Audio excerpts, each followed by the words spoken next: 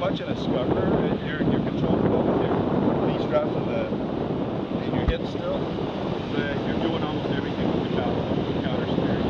It's only once you start to kick into a broach that you need to lift up this outside edge so that it doesn't catch the water here and here.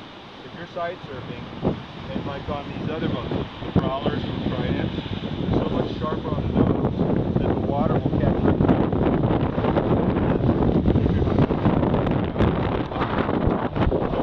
Again, that's where the knee straps are going to do it. Oh, here's another trick too. When you're punching out through a wave, often you come up with enough speed and you get airborne. And when that happens, if I'm wearing knee straps the whole time I'm airborne, I'm sitting in the kayak. Say this is the wave I just punched out, and this is the backside. So I've just punched out of the wave and I'm starting to drop. Without the knee straps, the boat wouldn't do a drop and land on the backside of the wave.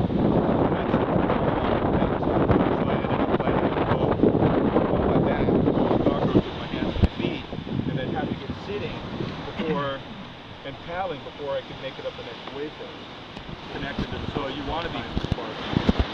Even if you buoy and you flip over the boat, if you stay connected to the boat's going to come to a stop quicker because your weight's in it and your body's sticking out the bottom like a sea anchor. And when the boat comes to a stop, that's when I kick out of my knee strap, hop to the surface while I'm holding on to one of the knee straps. Once I pop up to the surface, I roll the boat over, pull myself back in, grab my paddle, and pull it in.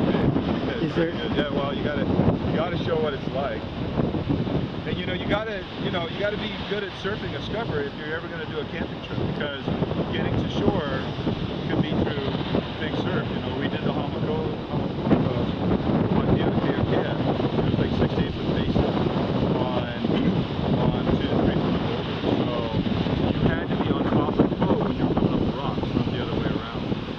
And luckily on that trip everybody was hardcore and we didn't have anybody getting drowned out.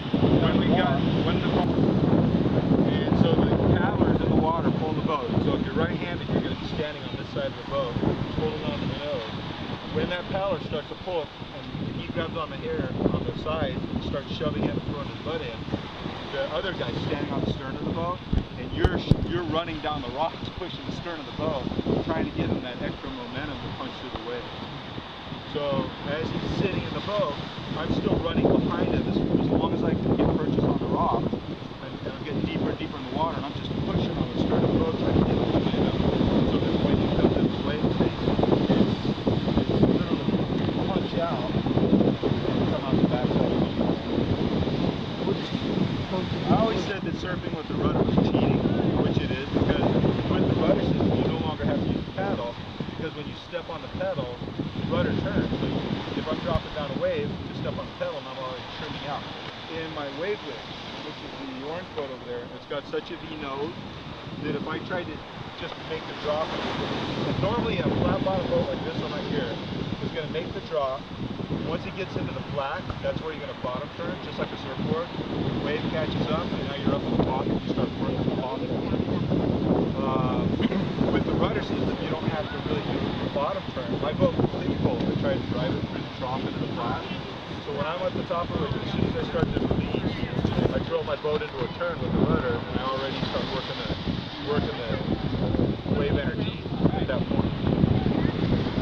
None of these are flat, so I can't really show you as much about actually using a kayak on the wave. When you take off on a wave on a flat bottom boat, it's just like a surfboard. You're going to get up and you're going to surf it. Kevin's going to go more into surf etiquette because that's a very important thing from a kayaker. If you're surfing with surfers and you don't have surf etiquette, they're not going to like you there. They're going to always suggest you should walk.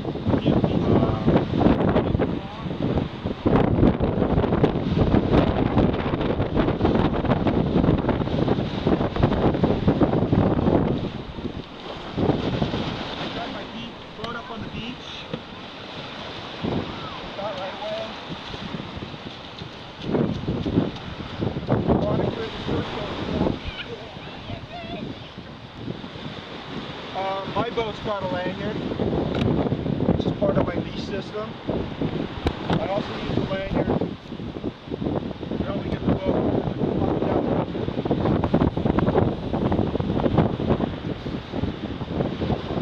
I also like to point